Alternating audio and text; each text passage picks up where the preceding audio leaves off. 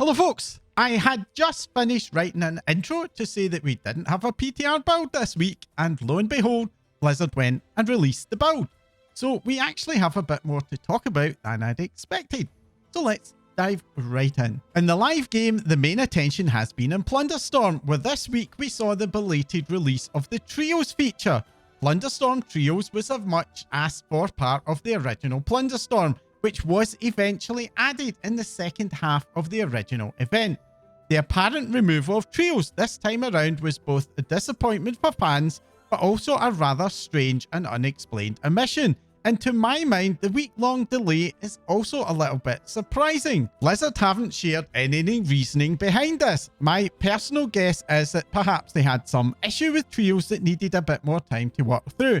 Or maybe they just forgot about them until we reminded them. That wasn't the only change though, with a tuning pass to address some outliers and abilities. Perhaps unsurprisingly, this focused on those new abilities that were added this time around, and a couple of those were certainly a bit OP, so this was arguably quite needed. Now that we've all had a bit of time to play the Plunderstorm again, while the event has gone down well with many hardcore fans, I'm also seeing some feedback from some of those fans suggesting that it's not landing quite as well this time for them. For me personally, as someone who is not a major fan of Battle Royales, I've personally found that the new store, with its relatively quick pacing of reward acquisition, has allowed me to play the event on my own terms, without the FOMO-driven pressure to grind out that was very much a feature of that first outing. And I've actually found that this has allowed me to enjoy the event a lot more than I did first time around. And I suspect that most folks who just want the rewards will very much appreciate those changes. That perspective though is from someone who is not looking for this to be something that I spend a major part of my in-game time on. For those players who were expecting to play a lot more intensively, I do think that it probably does feel like the combination of those faster rewards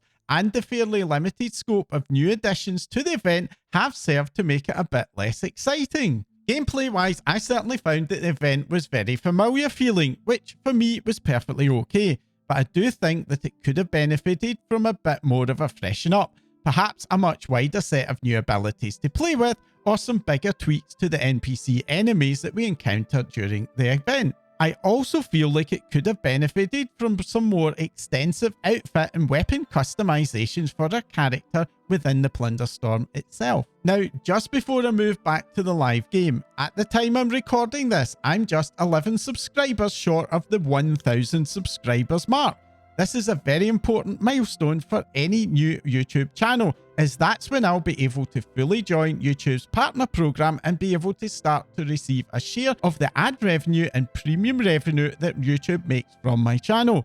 So if you have not done so already, it would mean the world to me if you could support my channel by subscribing right now to help push my channel over the finish line before this month is out. Back in the main game, and this week saw us finally fully unlock the Siren Isle, obtaining the maximum item level for the new ring, Circe's Circlet, but also unlocking flying. This unlock was initially on an individual character basis, which was a very strange decision, or perhaps an omission, for an expansion whose main feature was account-wide everything.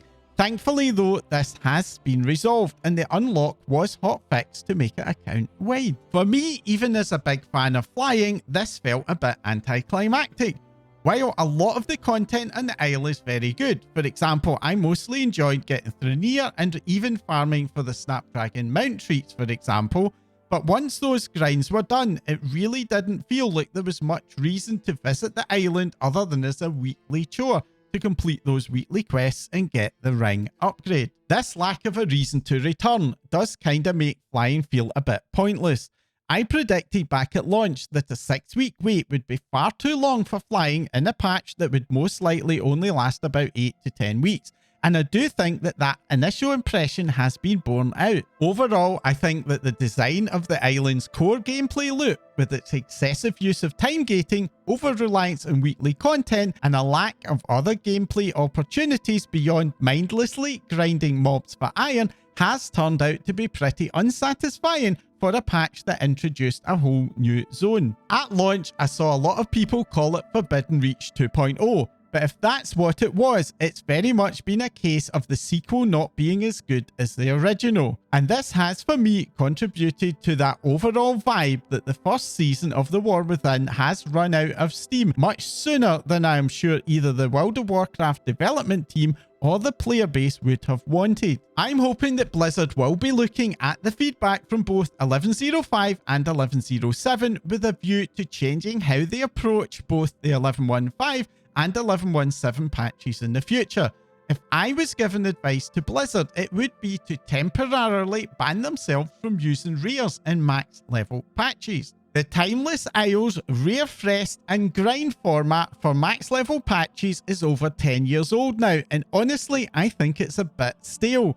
And I think that the dev team could benefit from forcing themselves to innovate on mid-expansion open-world gameplay loops. Now, just before we move on from the Siren Isle, if you have been collecting the prismatic Snapdragon's coloured treats, the location of the elusive Inky Snapdragon Treat, which gives the mount a purpley black colour, has finally been discovered. This actually required a hotfix from Blizzard, as it seems the original criteria made it just a little too hard for us to solve. To get this treat, you need to have obtained the Trash Master's Mantle backpiece, which drops from Cujo in the Mechagon dungeon, and then turn that into Janny, which will allow you to earn the Trash Master title. While that title is only awarded on a per character basis, you can be on other characters on your account when you collect the treat. Simply head over to Gazik's Fuse Grease, who hangs out nearby, and tell him you are the Trash Master, and he will give you the treat. Moving on to the updates from the PTR, and by far the biggest news is for Markmanship Hunter, who had been preparing themselves for the loss of their faithful companion pets. The initial 11.10 patch announcement came with a major revamp for Marksmanship Hunter, which was set to completely remove the ability to use tameable pets in favour of a new temporary Eagle companion that would offer the missing pet utilities. Marksman has had the option to go petless in return for a DPS outboost for quite a long time now, and for many Marksmanship Hunters, being able to use their pet utility without giving up that DPS boost was very welcome. At the same time, having a pet companion has always been a major part of the Hunter class fantasy, and losing the pet was going to be a major blow for many other players. Now, I'm not a Hunter main, I only play a Beast Mastery Hunter as an alt, so I'm not really personally clear why switching to another spec like Beast Mastery would not have resolved that problem. So perhaps if you are a Marksmanship Hunter who was going to miss out in the pet, you can comment down below why you felt the other specs didn't work out for you. What I can tell from the feedback though is that this did feel like a step too far for many punters. And the good news is that Blizzard have relented and are adding the option of regaining your pet as a choice node in the Marksmanship spec tree. This new pet will no longer have the pet utility, which will remain with the Eagle. And at first glance, it does look like this will be a slight to moderate DPS loss, at least in higher level instance content. But the pet should still be quite usable in lower end and outdoor content, and hopefully this will offer a decent compromise to keep those Marksmanship Hunters happy. Also with the new PTR build this week, we get the promised update for the D.R.I.V.E dynamic ground mount system. This includes some improvements to the ability of the vehicle to overcome ground obstacles, tweaks to the boosting system, and a new horn. This update also removed most of the customizations from the default build. These are now confirmed to be collectible by doing content in the zone. Overall, I do think that the changes do make the system a bit more manageable, and the camera bugs that I experienced as an issue in previous builds do seem to be a lot less noticeable, albeit they are not completely resolved so far. The default build that you get on login now is a little bit less interesting than the middle of the road build that I had chosen previously, so I do think that getting those extra abilities are going to be quite a high priority. The final update this week is the launch of the third wave of Mythic Plus testing, this time focusing on the returning legacy dungeons, which will be included in the pool for Season 2.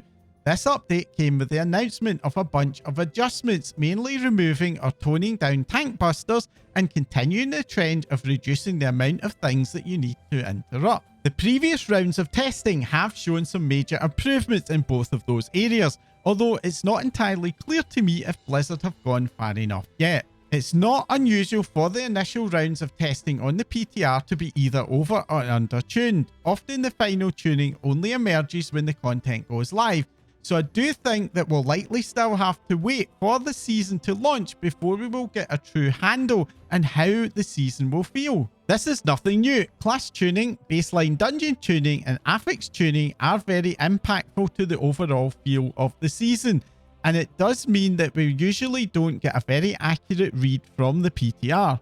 Broadly speaking, Blizzard are saying the right things and do seem to be trying to address many of the core pain points, which along with the changes to Crest acquisition, which are already on live, this does give me hope for a much better Season 2, especially for mainstream players and tanks. This probably won't prevent that Flame Cleft from being a dead key once we have achieved whatever level we need from that dungeon to meet our goals. It really doesn't look like Blizzard are willing to just remove the final part of the minecart RP, which is looking to be a major pain point for many players. But you know, not all dungeons can be bangers, and most Mythic Plus seasons do have at least one unloved entry. After all, we did have Throne of the Tides in Dragonflight Season 3, and despite that, that season still managed to be the best we'd ever experienced. Anyways, that's all of the updates for this week. As always, I am super interested in hearing your thoughts about the game, be it Plunderstorm rewards, flying, or what do you think about those hunter changes? Sound off in the comments down below, as well as subscribing, which if you didn't earlier, this is going to be your last chance before you forget to do it. You can also help my content to reach a wider audience by hitting that like icon. All of your interactions and views help my videos to reach a wider audience and grow my channel. So thanks for all of your support so far. That's all for now. Thanks for watching.